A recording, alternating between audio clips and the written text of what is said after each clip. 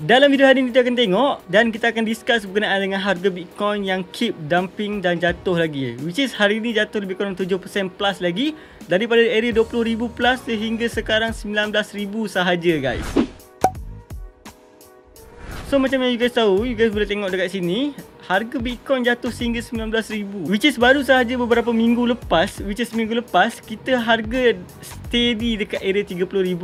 Dan dia jatuh lagi sehingga area 22,000 dan hari ni jatuh lagi guys sehingga area 19,000. Kalau kita tengok in term of weekly punya price pun memang agak terkejut sebab kalau you guys boleh tengok jarang, tak pernah berlaku dalam sejarah Bitcoin, which is daripada historical data yang lepas-lepas, bearish candle sampai 12 kali guys. You guys boleh tengok 1, 2, 3, 4, 5, 6, 7, 8, 9, 10, 11, 12 candle berturut-turut menunjukkan candle bearish guys. Walaupun ini candle hijau tapi kita still boleh cakap ini sebenarnya ialah bearish candle. Sebab kan tengok tu wick dia macam mana. Dia punya jarum dia sangat-sangat banyak guys. Sangat-sangat panjang. Price cuba naik atas dan seller berjaya tolak harga, which is kalau ikutkan candlestick pattern, candlestick ini merupakan candlestick bearish. Sebab seller menguasai buyer untuk candlestick ini. Persoalan dia, kenapa boleh jadi macam ni dalam 12 hari berturut-turut berlaku? For sure, kalau untuk nak jadi macam ini, mesti ada event yang sangat-sangat besar. Macam Black Swan event ke, yang berlaku, yang efek cryptocurrency boleh jadi sehingga macam ini. So, kita akan go through. Yang pertama, kita tahu disebabkan oleh Terra Luna, which is a fail of Stable Luna, Do Kwon punya project, yang mana UST repack daripada UST dan jatuh gila-gila. Sesetengah pihak cakap ini adalah disebabkan oleh konspirasi dan anything. Ada yang cakap ini adalah serangan terhadap Luna. Tapi apa pun, ini memang beri efek yang besar kepada overall market cryptocurrency. Then after this event, which is selepas event itu, Celsius pula datang buat hal.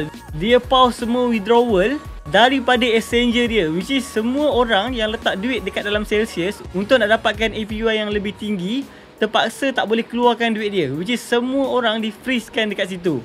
Which is kalau you guys boleh tengok kat sini, dia cakap apa, due to the extreme market condition, today we are announced that Celsius is pausing all withdrawal, swap and transfer between account. Which is ini memang sangat-sangat tak baik. Macam tahun 2018 dan juga 2019 dulu, waktu Bitcoin mula jatuh-jatuh, waktu harga market cryptocurrency mula dumping gila-gila, keep dumping, keep jatuh dan jatuh, waktu tu pun sama juga macam ni. Which is kita ada lebih kurang 500 exchanger, kebanyakan mula buat hal, which is pausekan withdrawal. Ada setengah tu sehingga tutup pun exchanger itu. Jadi ini merupakan indikator yang tak baik untuk overall pasaran, untuk cryptocurrency, saham dan macam-macam lagi.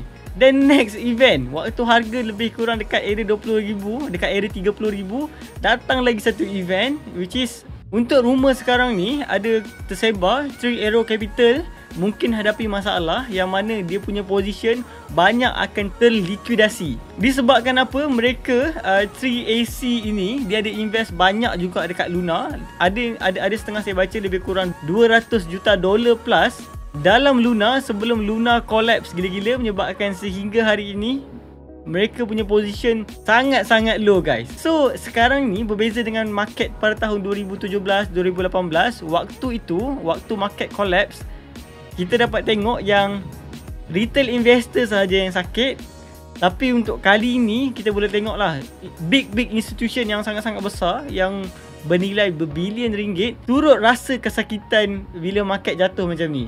So which is this thing is very bad, very timing yang sangat-sangat drastik dalam masa yang singkat. Plus pula data US keluar, interest rate keluar dengan sangat-sangat tinggi, which is CPI data 8.6% pada Mei, yang merupakan CPI data paling tinggi daripada tahun 1981 guys. Ini semua membuatkan apa? Pelabur rasa takut, rasa tak selamat, yang mana risky asset macam Bitcoin, stock, saham, kripto, semua juga terlibat guys. Semua juga jatuh dengan sangat ganas. Jadi back to harga Bitcoin sekarang, kita boleh tengok harga Bitcoin jatuh sehingga 19,000, which is ini harga pada hari ni yang you guys tengok adalah harga yang paling tinggi balik pada harga tahun 2017 yang lepas, which is pada harga 19,000.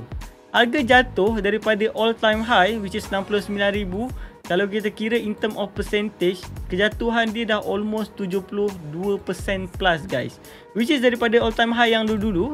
Ini by historical data. BTC jatuh pada tahun 2017 daripada yang paling tinggi sekali sehingga paling bawah ialah sekitar 83% plus. Jadi kalau kita ambil lah, let's say kita ambil in term of percentage yang sama untuk kejatuhan kali ini, agak sakit guys. Mungkin boleh jadi sehingga 12,000 untuk satu Bitcoin. Tapi apa pun, ini bukannya nasihat kewangan ataupun financial. For sure, no one know dekat mana exactly bottom untuk harga Bitcoin. Jadi the best option yang kita boleh buat adalah DCA sahaja guys, which is kita keep dollar cost averaging untuk nak dapatkan value terendah, untuk nak dapatkan average terendah buying untuk setiap Bitcoin. Jadi persoalan ni sekarang, adakah Bitcoin akan bounce daripada area 19,000, which is kejatuhan ini sangat banyak secara dalam satu pergerakan. Should be, biasanya pergerakan chart dia dalam bentuk tangga. Bila dia naik, dia perlu retrace sikit, dan dia naik balik perlu retrace sikit, naik dan retrace sikit. Tapi kalau untuk kejatuhan kali ni memang agak drastik lah. Dia jatuh, dia sideway yang tak berapa nak sideway, then dia jatuh, dia sideway balik dan dia jatuh lagi. Should be kita boleh lihat kalau let's say nak jadikan 19,000 ni sebagai bottom, indikator yang saya nak tengok ialah saya nak tengok area sideway dekat sini pula. Contoh price Bitcoin buat macam ni, dia sideway lama sikit dan dia break buat high baru. Waktu tu baru boleh kita cakap mungkin market nak U-turn. Kalau selagi itu tak ada, selagi itu sekarang ini punya arah tanpa nak cuba lawan arah, maka harga Bitcoin mungkin boleh jatuh lagi.